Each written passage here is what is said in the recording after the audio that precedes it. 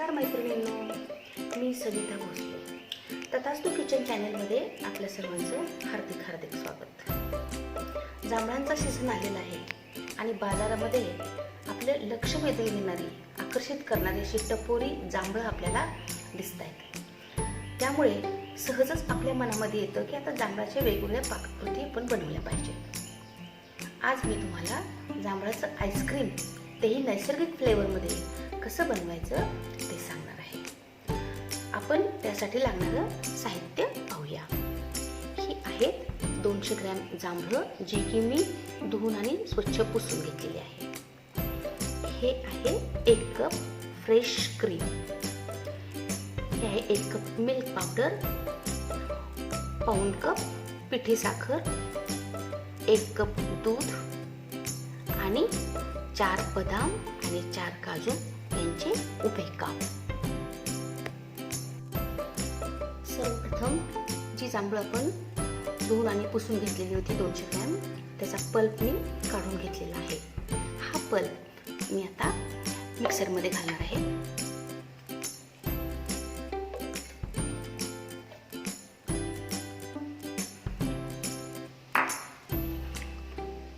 त्याच्यानंतर याच्यामध्ये मी दूध घालेन,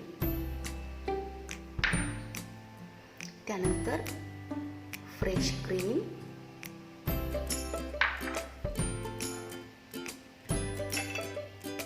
मिल्क पावडर,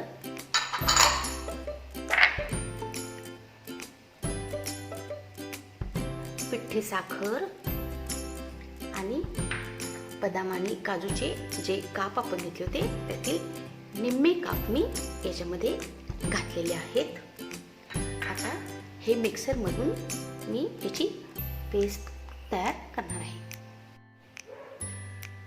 ही मिक्सरमधून मी पेस्ट करून आणलेली आहे आणि हे पेस्ट आता मी कंटेनरमध्ये ओतत आहे.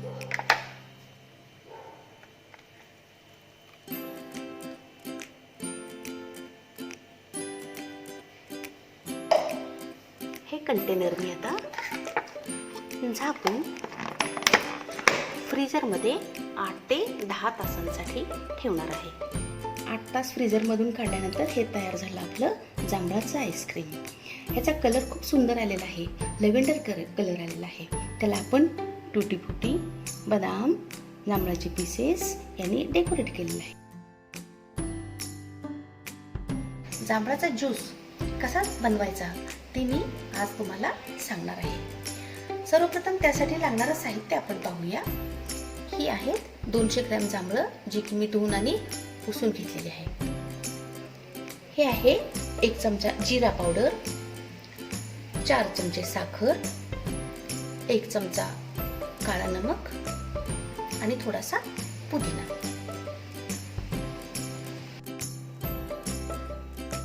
जे जांभळं आपण 200 ग्रॅम घेतलेली होती त्याचं पल्प मी काढलेला आहे आणि हा पल्प मी आता आईस क्यूब सहित मिक्सरमध्ये घालून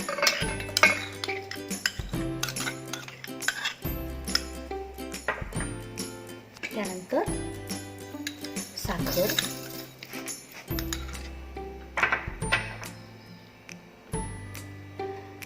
यातलं अर्धा चमचा काळा नमक आपण घालतोय,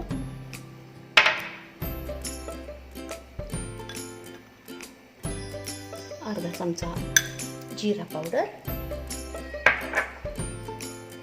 आणि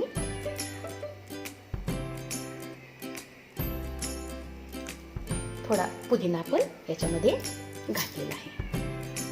आता हे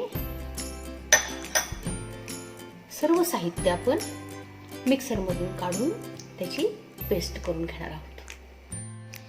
मिक्सरमधून पेस्ट काढल्यानंतर त्याच्यामध्ये मी 1 ग्लास पाणी घातलेलं आहे आणि हा तयार झाला आपला जांभळाचा ज्यूस. ह्याला डेकोरेट आपण पुदिन्याचे पाने टाकून करूया.